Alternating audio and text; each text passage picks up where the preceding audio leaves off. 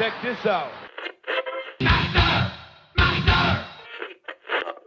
Little life of a boss play.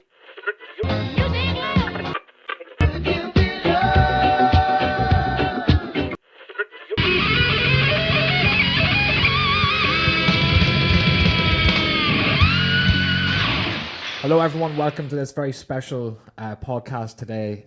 We're here to talk about Metallica's And Justice for All album. Here hosting this one, yourself, Conor Maguire. Hello. And myself, Declan Maguire.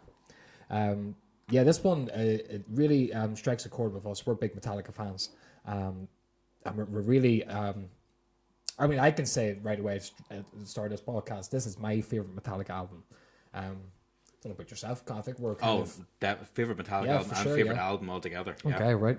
100%. Well, this is something that I'm going to pass over to Conor. Conor's pretty much the Metallica expert in our household. He can tell you a lot more about the actual dates of things and such. So, Conor, I'm going to pass it on to you here. No problem, Dag. Well, as Dag was saying, it definitely is something we hold in high regards. I'm actually surprised, especially for us, it's taken us this long to sit down and do a dedicated podcast to something like Metallica, and in particular to our favourite album. Yeah.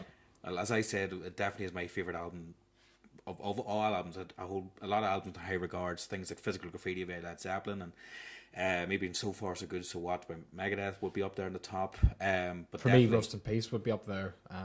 Stellar album. Yeah, I like about same year. Just no. It was 90. But you know what? It's like it's around the same time frame. Those albums are fucking banging. Well, this is something in particular with albums like that, and from bands that we've mentioned, there are a lot of more heavier and thrash bands.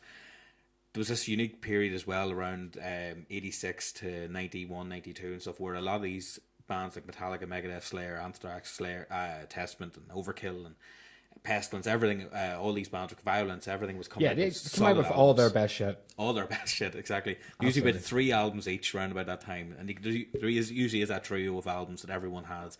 So Metallica would have the classic 4 albums in the beginning, and Black Album and everything else since then. So around this time, say, 1988, so I've took a list of some albums around that time, and they are pretty much classics from each band. They distinguish themselves, when you look at the difference in the earlier works and what they do afterwards. Oh God, yeah. Period, yeah. Well, around that year, we had Testament released New Order. Iron Maiden released Seventh Son of the Seventh Son, was a fucking classic. Slayer had South of Heaven, probably one of their best. Tasty album. Tasty. Danzig's first album, entitled Danzig, was out, which also was getting a lot of hate now. Twist of Cain and so forth on it. And Queensryche, Operation Mindcrime. Queensryche, yeah. I Great know a little bit of them. Yeah, they are good. So that's what's coming out around that time, and then this fucking epic lands on top of all this. Masterpiece, exactly. Lands on top of this. So that was around. So that's in '88. So in terms of Metallica's timeline, you've got 1986, which was Master of Puppets. Yeah. So during that tour, obviously, what happened with Cliff, and you've got Jason Newsted coming in then to finish off the tour. In between that was a few accidents with Hetfield, with I think it was broken wrists and stuff from skateboarding, and delays for albums. So there's another way to break in Newsted was to do the covers album, which was Garage Days in '87. And I think this was another way just for him to trial new equipment, because I think around that time he started using more of the Mesa Boogie amps and getting endorsed by ESP. And I think around that time as well for Lars getting Tama kits and everything, started getting the classic fucking setup, the classic back rig, everything ready to go. Sound came with it, yeah. Everything's coming with it. And then '88 lands, and you've got And Justice for All. So they used to see him, that studio for the first time was one-on-one recording, I think it was called. And they used to see him space again for the Black Album. So in the Black Album videos, the behind the scenes stuff, it's the same studio setup and all. So loading into that album, they had Mike Klink, who was prominent at that time for doing Appetite for Destruction. So obviously when that album landed, that started changing the way bands were recording and being noticed. So there's a producer that Lars is particularly wanted on this album, so they got Mike Klink in to start. And to be honest, it's not from what people have read and said about it. It just wasn't suiting. It's just the way things were being recorded wasn't right. There was Fleming Rasmussen, who was on the classic Metallica back albums of fucking Master Puppets and Ride Lightning. He was shipped over because he wasn't available originally. They wanted him. So it seems to be they just fucked around with this guy, Mike Klink, for a while until Rasmussen was available. He came over, salvaged what he could. Mike Clink is still acknowledged, I think, for engineering on things like Harvard, Short of Straw, and I think it's Harvest of Sorrow as well, for drums especially. But then was mixed by Stephen Thompson, who was brought in at the start with Mike Clink and stuff. So he mixed it. So after Fleming came in, helped produce it and record everything, he fucked off back.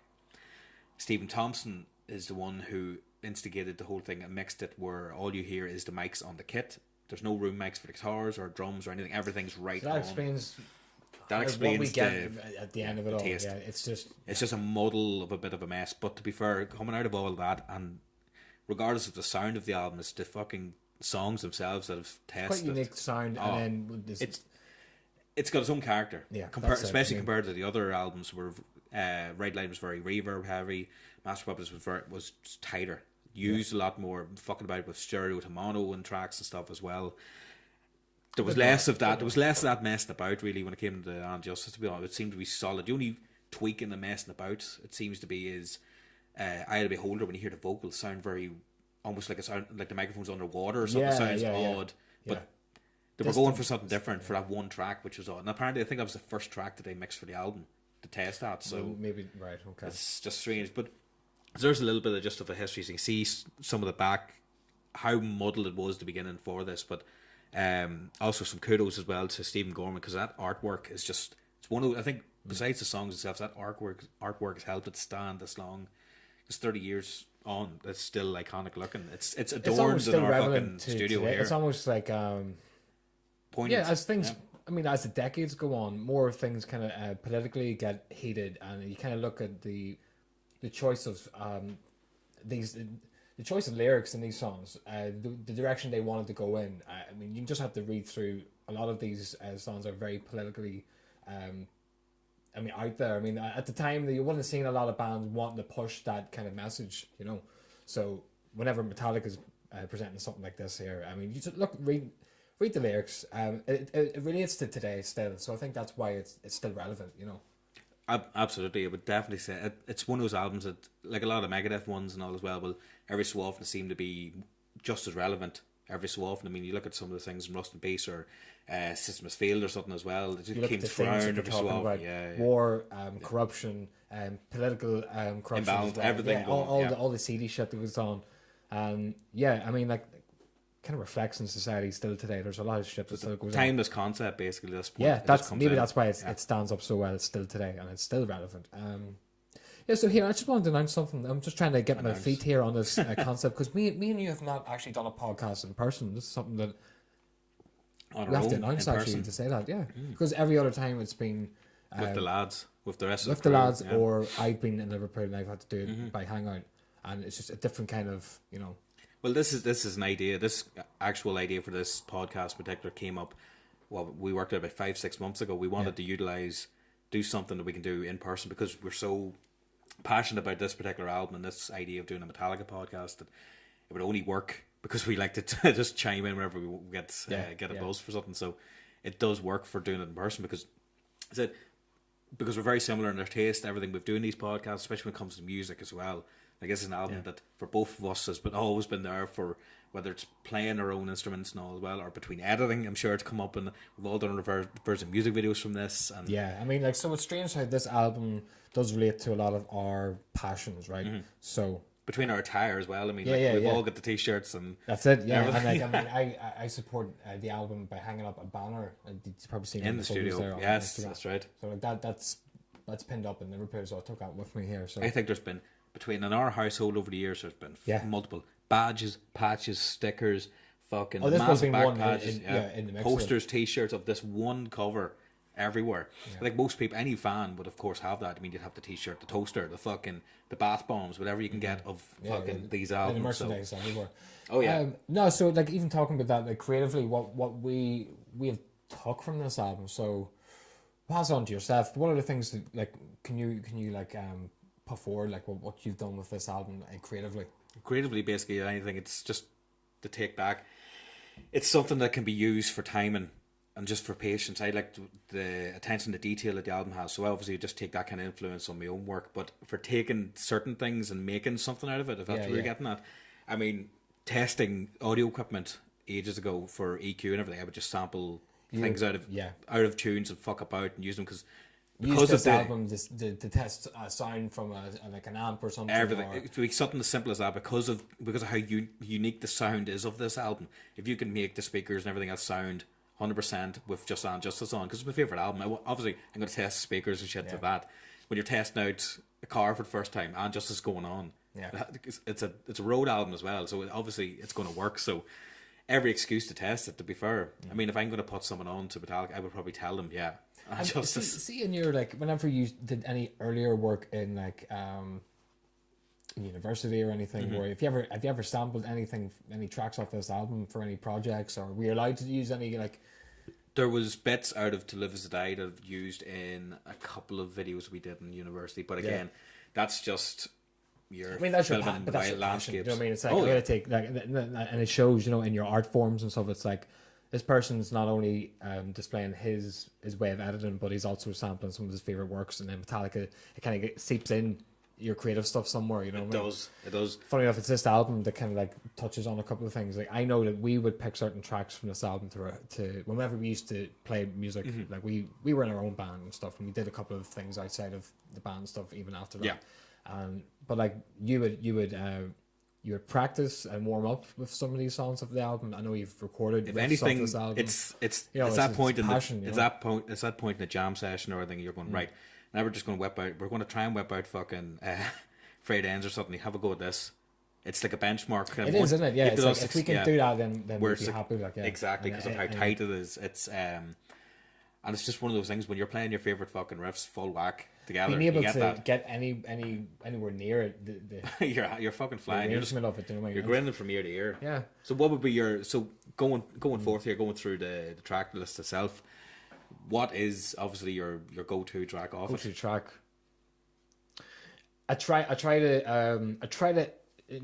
listen to as many songs off the album as I can, because it is one of those albums you can more or less listen from start to finish, and it kind of can fit a lot of your moods. But I tend to put this album on when I'm like fucking cleaning out the house or something, or I'm getting ready for something, or I don't know. I mean, I use this album for a lot. I use it for workouts and stuff. But like, so going from track to track, what would be my favorite one? My go-to one would probably be "And Justice for All," and that's not just to get a cop-out answer, because it has enough variation in there to keep me interested as a listener. So, for example, you got enough nice solos. You got a melodic intro on acoustic that fucking kicks into some nice drums, and then straight into the track then. But then before that, you've got some anticipation with the drums.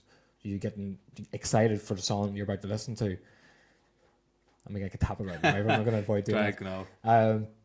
So yeah, I would probably pick "And Justice." Other than that, it would probably be "The Frayed Ends of Sanity," and that's probably one of my favorite tracks off the album. But I'm not gonna say that yet. And before that, it used to be "The Short Straw." Yeah. Because I used to play that flat out. I used to enjoy playing it. I used to get to a point where I was practicing it, and just my way of practicing it would just be listening to the song continually and going back even until before I've even finished listening to the song, so I can actually remember a certain drum roll or something and go, okay, I need to go back and let me hear that again. I'll go back and let me hear it again. Oh, okay. Start from start. Hear it up until that point where I was going to rewind to. No, I've got it. Okay, we'll keep going. And then so that I would learn that way, and then come to actually playing the song. So I would be excited being able to play any of these songs to such a such a degree that you can know I'm playing that song. So if anyone would say to me, "Fuck, he's playing Shorter Straw," I'd be happy. I'm like, yeah, it's Shorter Straw, isn't it? Yeah. So your three there was brilliant that I was able to play, you know, any of these songs off the album. Back then, that was fucking great. Oh, it's an accomplishment then, especially when you're that early on when we were playing and stuff. It was definitely one of those kind of like nods to yourself, going right. I've done something. Again, what you said before that, like a benchmark. Yeah.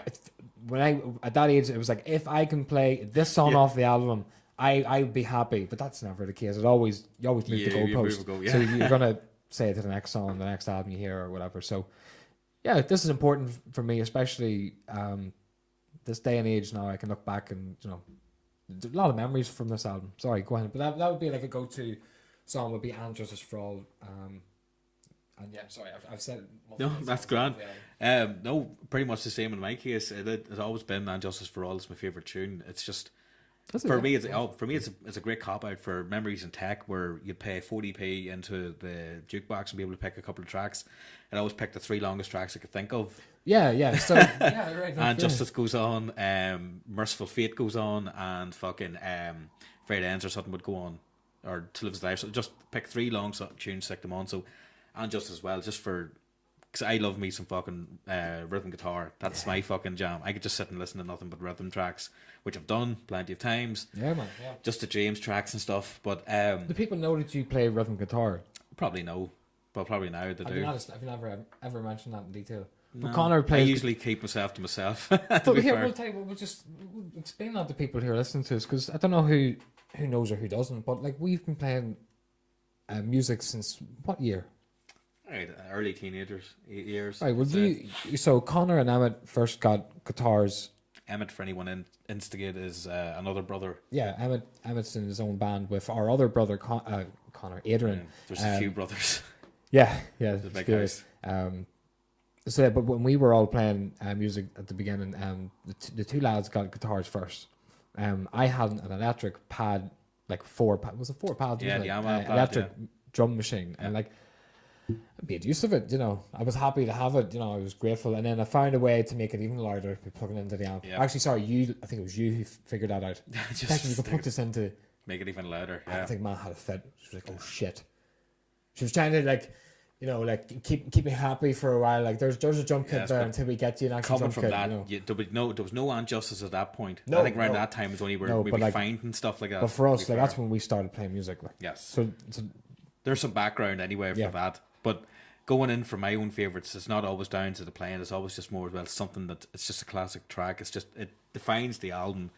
It's got everything in there. It's got such a mix of tempos, and as I said, the lyrics are just, it's one of those things. It's just, if you present, when you're trying to explain to people that yes, metal isn't just fucking noise. There's actually some point to it.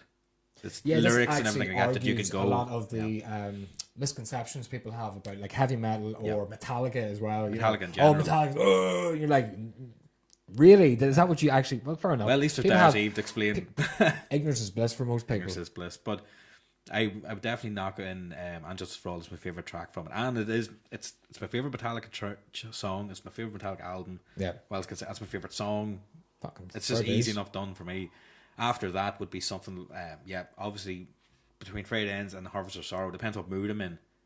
And that is the difference, isn't it? It depends what mood I'm in. That would be second. After that, obviously, is Till Lives to Die. It used to be my favorite track off the album for a long time, but after a while, it's one of those things because it's got such a cut in the middle compared to most other songs. It's nearly like 2 songs put together. So Yeah. sometimes I'll just fast forward, listen from the quieter part right through the bridge and everything. And that depends on your mood as well. Exactly. Yeah. So those would be the highlights. Obviously, as we said, we can easily sit there and listen through this whole album. Previously on other music podcasts we've done here, we've always glorified things like the Mastodon album, Emperor's Sand, and so forth. That is an album you can sit the whole way through as well. So we Shout usually out to base Donald that. Daly, by the Oh way. yes, big shout out to Donald, our brethren for rocking Red Acre Productions.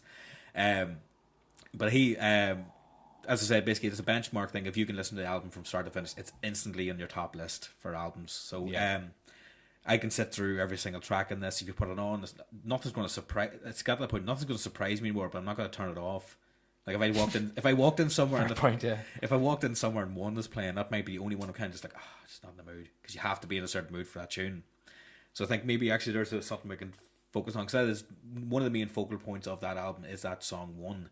The impact it has with the first video, with the use of Donald Trumpo's Johnny Got His Gun, using the film clips and everything from it. The film is fucking brilliant. Just as a side note, the film is something you should really check out, just for film fans or for anyone interested in just seeing what the rest of that. Because yes, they've used it, cherry picked a lot of great moments out of it, but the film itself is something to behold, to be honest. Also, Donald Sutherland fucking steals the show in it. But let you watch it, to be fair. The book as well is not a great cheery read. I read more non-fiction, to be fair. So when I pick up a bit of fiction every so often, it's not always the cheer-based of fucking stuff. But so obviously everyone knows that, but the background, everyone I'm sure by now has seen the video. So that's just a couple of notes. Videos. Or videos. Yes, there's 2 or 3 3 different mixes. There's the long version, with the video clips. There's an edited version with the video clips as well, and then there's the jamming version, which is just them performing. Yeah. I again depend on the mood, which one I watch as well. I would probably go more for the performance video, the jamming version. I love watching just bands playing music. Yeah. So yeah, I'll pick that one. But to choose that way as well, they get both ways out of it, as you would if you're paying for it. So for fans, there was such a backlash for them having music videos. Oh back yeah, then, fuck yeah! They As come out soon as with they that. came out of the underground into the mainstream, it's just like they're just hitting on them for that simple fact of them evolving as a band. It's like really? 4 albums in, and what a Yeah. tune to actually come in with and just land in, because that's not a short song either. Because it's very personal to them. Yeah. It's like it's a very it's a very it starts off as a small minority of fans, a group. You know what I mean? So it's very personalized. It's very like, I'm one of the very few people who know about this band. Once that becomes mainstream, oh fuck you guys. It seems to have Was a that weird basically a effect. hipster kind of thing idea? You know what I mean? Yeah, I know. I think that's what happens. You know, But to be those fair, I people would still have get pissed strong, off you know, walking past opinions. and seeing random people wearing the fucking Metallica top, and you know they're Well, not even. there's something we have That's to just talk about. So yeah. Well, we know ourselves, and people It's fucking fucking my share love. this with all sorts of genres of music. Whether you're big into hip hop or something, you see just fucking regular people wearing. You're like, I'm gonna challenge this fool who's wearing that t-shirt. You know what I mean? So I understand that. Name me But- one track off the album without The turning around. amount of people who walk past wearing smiley face Nirvana t-shirts, and I just want to stop and go, dude, that's awesome. What's your favorite album? Huh? What's your favorite album? song What's your off favorite album? Bleach? Oh, never mind that there. No, tell me what's on there. What's your favorite track off Bleach?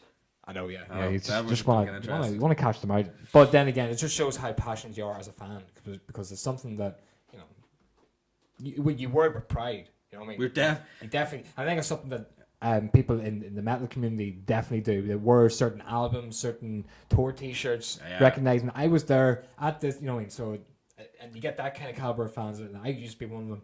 But you, We all you are. especially, you Yeah. collect T-shirts at every fucking gig you were at. You know? Every gig I could fucking get one out. It's just one of those things. Like, obviously there's the classic fucking Led Zeppelin 1979 tour t-shirts out there.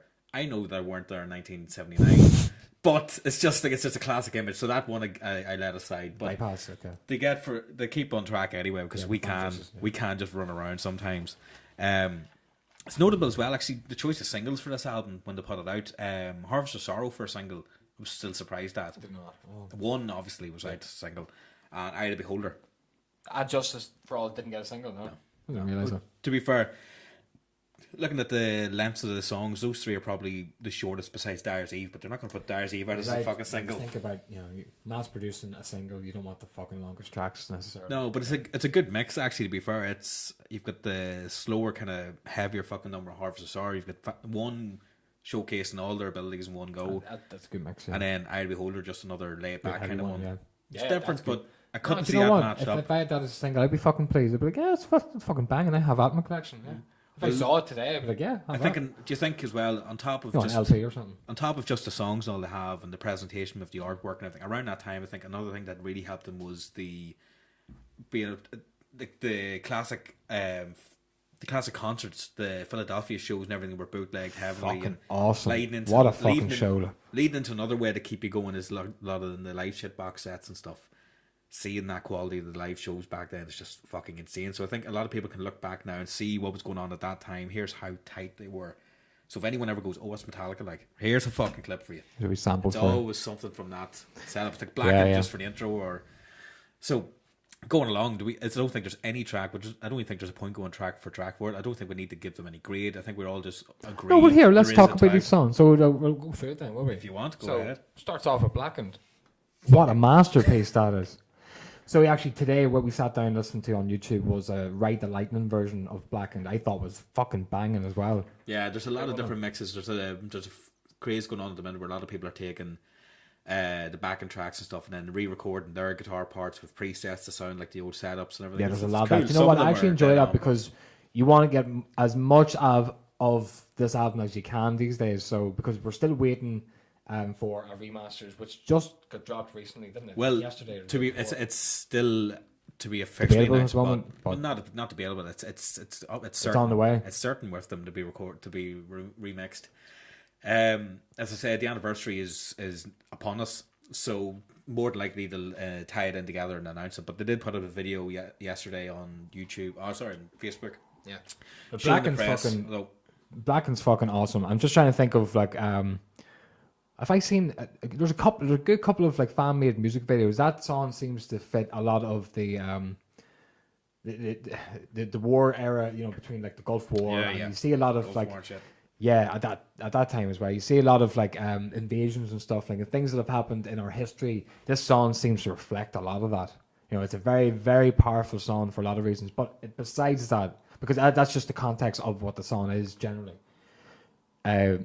The song itself is amazing. It's very fast paced on both on guitar and drums. It's something that we can both actually sit down and go, that would favour our styles and what we would like to play. I'd like to play that kind of pace as much as you'd like to hit out those heavy riffs. Like, exactly. You know?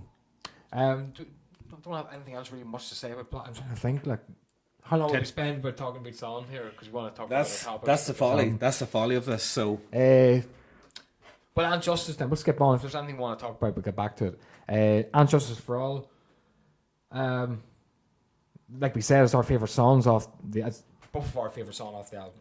yeah, you don't have much, to be fair. If it's your first listen to the album and you've gone through Blackened and you've been pumped up, then all of a sudden it's a nice way to start off the album. So yeah, it's a nice way to start off the album. But for a song that's that long and that many time changes, and that's sincere, to be number 2 on the album straight away, you've just been fucking hammered by Black, and then you're sitting there listening to Justice. It slowly builds and swells, and it's like, you know, in a strange way, right? This album kind of replicates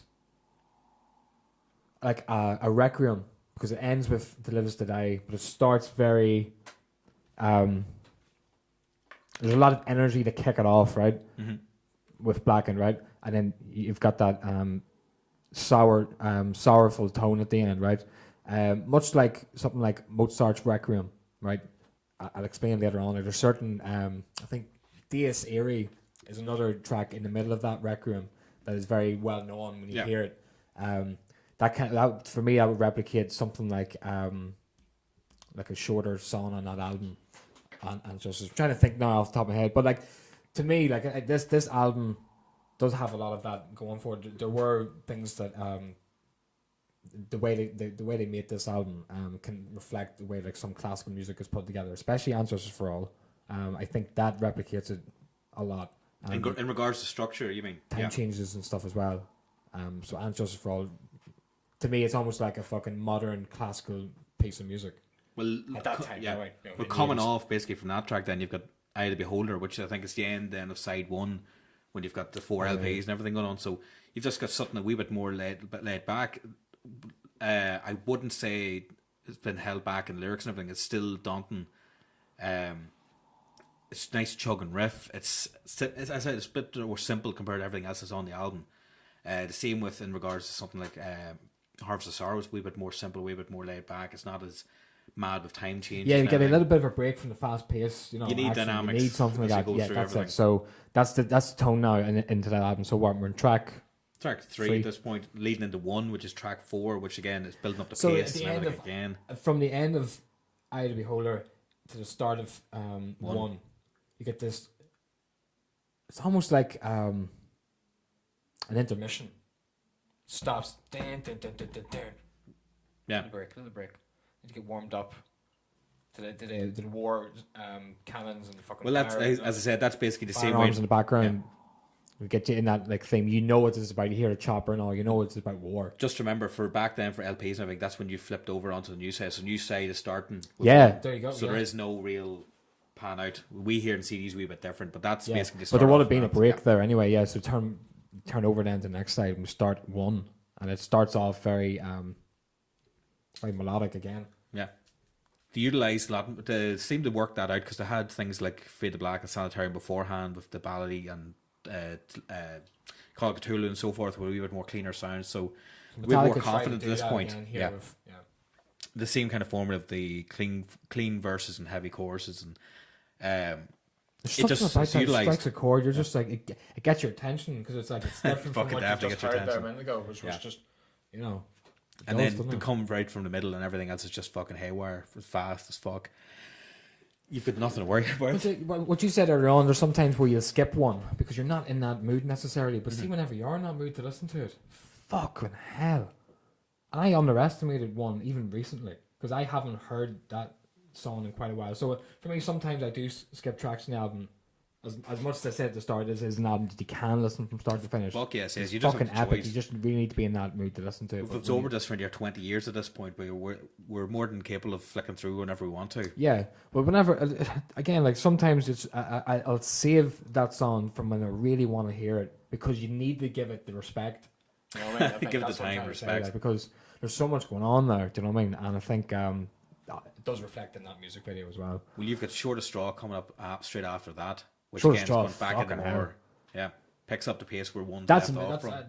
that's a fucking killer right there. Like to keep up with, if you ever play this on drums, it is a hard one to keep consistently because there is a pace there that you just have to continually keep it on to. I mean, it's such a fucking the song I used to play flat out. You know, when we got ready to play and stuff. So yeah, this one I used to fucking think I could play in my sleep that much. Like I was that fucking obsessed with this song back then.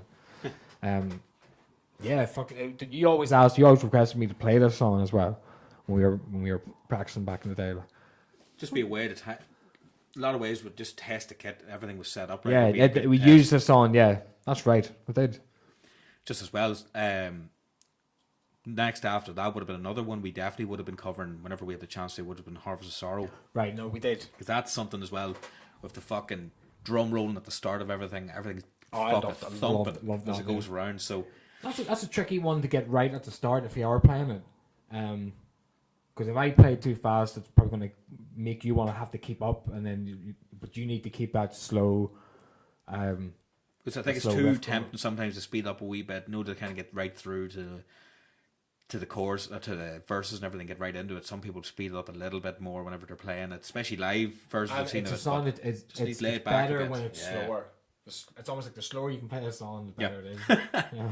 I think that's actually a better way. I've probably seen some fucking edits that just slowed way down. It is chunky, like. And here, there's songs off this album I would change the tempo on to a slower tempo. I think that'll be one of them. And Justice is another one that's it's great when you Yeah, slow if it you down want a to wee bit. hear every fucking note of that Yeah. intro guitar. That's It's what such a I'm saying, slow, just- but almost like a fucking like a wind up fucking toy you would have had as a kid. Like a little Yeah, fucking we- nursery yeah, rhyme. You yeah. want to hear it as a nursery rhyme. It's so fucking so lovely to Well, hear. there are It's a beautiful versions of piece of that. music. There are Sorry. the lullaby versions and the Christmas version. It's the Christmas version, literally just that with jingle bells. It is. It's but man, you think by now you haven't heard this shit, or the bluegrass version with the banjos and there's the Here, four cellos. Talking the about mixed fucking versions, yeah. the shortest. There's a. I'm gonna get my fucking phone out because on Spotify I have it saved here somewhere. There's a version of Short of Straw. It's like techno version. It's off. What's that? Album? Was the Blackest? The blackest album? blackest album, Which 2 or was like a something, greatest hits of It like. was industrial bands brought in to do covers. There was I'm sure you'll be able to find it with all those keywords, right? You'll find it somewhere. But I'm trying there's like to a have punk look here. tribute. There's so many different fucking covers, but this is an album as well that definitely gets heavily covered by bands. I think a lot of people use tracks off this to go right. Like we said before, if we can competently and confidently play that fucking That's right. tune, you know Yeah, what I mean? we It's will. gonna sound like you want to get that. You will. But then again, you need the big fucking backlog. You need the massive fucking white and black Tama kit. You need the whole lot going. You can't just fuck about. You can't really do that in 2 toms. You know what I mean? You need the whole kit. 3 floor drums. That's the same. So Trying to who's find the it. band? I'm trying to find it. There's some other. It's the wrong one. Fuck's sakes. Well, if we get the name by the end anyway, we'll drop it in. So after Harvest of Sorrow, we're straight into Frayed Ends now. I'm gonna have to say, like, if it's not And Justice for All, it's gonna be fucking The Frayed Ends of Sandy would be on equal terms my favorite song off this album, and it's probably because it gets straight to the point. It's like the It I know does it fucking this, does. So you've got the if anyone who knows this song will recognize there's like a bit of a march at the start where you hear the fucking what do you call it? Wizard of Oz lads. Yeah, Can't remember their names. don't know what these Not the dudes Wheelers, are. it's the other lads. The It's guards. basically like a We- mantra that- you hear. Sometimes I could do without that, but I'll skip into fucking. It cuts straight into it. Yeah, it's fucking awesome. So I'm passionate about that song. I wanna play that song the next time I'm on a kit, and we'll see if I can make some sort of video for you guys. It'll be awesome if I can, but that's asking Well, for a big that ask. middle part when it starts fucking getting it. Yeah, that's so then, always yeah, something so to fucking the be reason proud why to I'm, play. I'm saying it is, it would be my favorite. It'd be fucking. It has the best fucking solo off the album, in my opinion, and that's after. I'm trying to think where it is. I can For actually. you for the track. Yeah. Um, Trying to find that the is actual actually a time good of it. example for a good solo off that album. Definitely for me would be something like that. I would tend towards maybe the Dyer's Eve one just for the intensity of the fucking thing, or and Justice just for how fucking it just goes on. And there's If I could overlapping play that tracks. song on guitar, I'd be fucking delighted. Like You'd be delighted. I would be. Like, I'm trying to find where the solo starts from. The one I'm talking about specifically. Yeah. Yeah, straight after. You skip to. Hold on. 4:25. Don't want to get flagged, right? Just stop there. So anyway, so I love this fucking song. I love playing this song as much as because every time I'm listening to the song, I'm just like, I just want to get on the kit and play, Play it. it, yeah. Fuck this, listen to the song. No, you want to have it. I want to have this fucking bursting into my ears on the fucking headphones. Want to be on a kit playing this song with a couple of good friends who know the song. Do you know what I mean? That's just, I'm fucking that passionate about this album for this song properly. In particular, and I actually went and made a little music video on Metallica on fuck me Metal Gear Solid. on Metal Gear Solid 5 music video using the Frayed Ends Assembly. It's on my Decky play-by-play channel. It was on Red Acre there for a little bit, but then moved on to having a separate thing now with that. But you get to see music videos there, and it's one of my fucking favorite things that I've made. Maybe it's two of my fucking favorite things fucking smashed together. Like. So yeah, I checked that one out because of what I did there. I edited. How long is this song again? 7 minutes. Yeah, I think you brought it down to like 7:44, right? And I brought it down to like just over 2 minutes.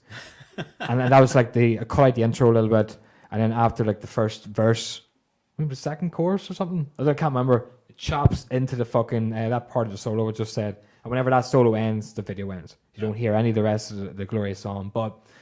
I make my point in that video. Fucking love it. I'll definitely say just that section alone will give people an idea what the fucking take from Frayed Ends, to be honest. Yeah, so Frayed Ends Assembly, like it's a fucking killer track from start to finish. It is a long one, but yeah, it's got the best. Just solo as long to in come my after opinion. it is To Live As Today, and that, as we said, we've covered before, and that's just the way everything was entwined, and it says it nearly feels like two songs in one, and the way they've done the clean sound with almost a walkie-talkie effect over it and all is nice, and the way the guitars come in sound almost like Good a cello. description, And yeah. it's one of the only Burton riffs or anything lying around that they actually put on the album, and they got a bit of flack then for it, but I don't see the point in getting flack in it. It just suits the album, it suits the tone, it's a farewell kind of thing. No, just played something that he wrote. yeah. Right. And the phrase and stuff like when a man lies, that was like phrases apparently he used to say, or that favorite quotes from books he had. So that's what those are. Right, So, right. Never knew that. so semi-instrumental. I still count as an instrumental because it's just literally a wee voiceover section. So that comes in, and it's something that I think most fans would first time listeners might not be as appreciative of it, but fans coming back and forth seems to be one of the more favorite instrumentals for some reason. It's simpler. It's not as Oh yeah, like else. I would put up there with Orion's. Yeah. Because it's one of the best instrumentals they made. Yeah. It's up there as well. Orion, again, depends what fucking mood I'm in. Could switch and change, but Orion still, it's a favorite for instrumentals. Maybe that's because Cliff Burton's playing on it. Maybe, and it's one of those things like another benchmark track. If I could play that successfully, if I play it tight, doesn't sound There you go, yeah. messing, doesn't sound muddy. I'm happy enough with that. The fuck. And then you've got the fucking barn burner to end it all off on is Dyer's Eve. Dyer's Eve. Fucking years, forgot about Dyer's Eve for a moment there. Oh no. No, not that I would forget. Jesus. Yeah, so whenever actually, funny enough, we're talking about this song. I remember this song, whenever I think of it, it brings me back to Newry High, back in when we first heard this album. Yeah. Whenever I first heard this album, that's around the time I was just in the middle of high school, and fuck, just triggers good memories, do you know what I mean? I remember playing this song, trying to play this song, not being able to get far in it, and then always hoping that if I could ever play this one in particular, I think that was a benchmark for me, because it is so fast paced on drums. Yeah. It was almost like if I could play that song, that would be for me, the equivalent of fucking a really good player. Like that would be like, yeah, if you can play that, you should be happy enough. Or if you're in the town somewhere and there's a drum kit set up somewhere, what song Oh, do you want to play? if I could play something like so fucking mad, batshit crazy, you know what I mean, like that, like I'd be happy. But so it brings back good memories. Like, remember, so this, I'm trying to remember now what year exactly it was. So I'm trying to. Well, 2002 is when I got a copy of it, from what I remember. 2003, so you're talking maybe, then, 2002, 3, yeah. So it's been a while. Fucking been a long time, man. So this really this Talk about album 15 in particular, something along years with more. Cowboys from Hell and a few other ones that really drove me into wanting to play heavy metal on drums, so and wanting to continue to find. I since I've been exposed to Ancestors for All, I think I've been trying to find the next Ancestors for All album. Yeah, it's that. It's held in such high regard, but another note for that, around that time, it might seem fucking laughable at this point, but you're talking about 2001, the end of 2001, early 2002, picking up this album, getting it in a shop in our town called Our Price. Yeah, that's because I was saying that one. Yeah, it was that very was hard. Different time. Yeah, different time. Trying to wait for an album. Like now, most CD shops, it's always there. It always seems to be there. There's like a high demand. We want to have everything. All the catalogs there. Most times you go in the shop, is it there? No. Try again. Try and order it in. It would take weeks. That's what I would do. Eventually order it in. Merchandise and CDs from a small retail store here in Uri, and it's called CD Times, and that's where we would get our stuff from. Well, that's where eventually was getting it from. It had to be mailed in. But at that time, before that, it was just hard to get. This was how we got our music. It was just hard to get a hold of. Consider now how easy it is for people, if you're a first time listener of the album, can just type online, everything's there on YouTube. There's fucking how many different versions of the track, remixes, and someone covering it and someone doing podcasts on it and all this. Whereas back then it was a lot harder to get a hold of things. You were getting tapes off your mates, or someone would copy a CD if they fucking could, because as I said, it was just very hard to get a hold of CDs back then. So I remember getting the hold of this one finally after several weeks of ordering it in and just fucking devouring it. Yep. I don't know how many copies I made just to try and get other people in to listen to it as well. And so Dyer's Eve is one of those tracks you always try, like the show off tune. Right at the end, you've got everything else that's been built up the whole lot, and the angst doesn't stop. It just gets faster, and then fucking just bump. Yep. End of. What a way to fucking end a classic. I mean, most people try and put that maybe the first track. So you've got Blackened at the start, and you've got Dyer's Eve right at the end, like two of the fucking fastest, heaviest things they've got going. Yeah. What a way to fucking end it off. So, no wonder we're sitting here after 30 years. Well, not us 30 years, for 30 years of the album being not here. That old yet, not that old yet. But as it's turned 30 like we are. Yeah, that's a scary thing as well, but something cool to embrace, because this so pretty much whenever this album came out, we did. Our good friend here, Conor, was just arriving on this earth. That's something cool to, I mean, you're proud of that, you know what I mean? Like, came around whenever this album came around. Yeah, it's like one of those things, about films and stuff out the same years you've been born. It's kind of like for me, it's Batman 1989. I'm glad that, I came out around that movie's time, You came out then, and you came out the time of the one video as well, so you had a good run with Van Justice too. I did. That, you did. Yeah, I did, all did, before it off, but... but that fucking, I mean, whenever this album was on tour, you know what I mean? The shows that they were able to put on with the fucking, the stage design, being able to have like the fucking the Lady Justice basically fall apart live on stage must have been something cool to see, in the crowd. Like, oh fuck, man, that would have been one of those classic setups. It's almost like the fucking Motorhead for having the Hammersmith with the bomber playing and everything. It's one of those iconic like ones. Iron Maiden, you know what I mean? Oh yeah. On stage, it's got that sort of like epic feel about. You can tell they got a bit more money at that point. Oh yeah, on something that it basically it made a big statement. We are a big fucking deal. You know what I mean? It really did. For anyone who hasn't or just wants to go back on a few things, there's so many of those. Yeah, look back for live shit. There's some really good, and some people might not like the live versions of some songs, but have a look at Metallica back in 1988 and 99 when they were on the road playing these songs. Specifically, what is it? It's not live shit, is it? Yeah. Is it? Yeah. Check that out, guys. You'll be able to find some really good shows there, and especially when that version of Blackened is fucking phenomenal. Oh fuck! Especially how they make the rest. It's very similar to like Song Remains the Same or something. You see the Madison Square Garden. Yeah, like that does have that. Away to the set, that's nice making parallel. Yeah.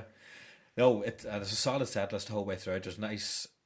Actually, man, you can get the themes in it. Fuck me, man. I'm just thinking about it now. Like, it does fucking generate a lot of power, right? Because I think for me, actually, I'll say this as well. The drums in particular, I'll notice when I'm playing certain songs, fucking feels like you are shooting off a rifle to go along with certain themes in the songs about war and about, just it does actually psychologically affect you if you're playing some of these songs, because if you know the context of it, or if you're even just aware of it. You ever feel like that when you're playing any of the riffs or anything? You ever think about this album, like why it was made, like then why they fucking made it? Do you know what I mean? The purpose of them making it. I wouldn't be that involved when I'm playing.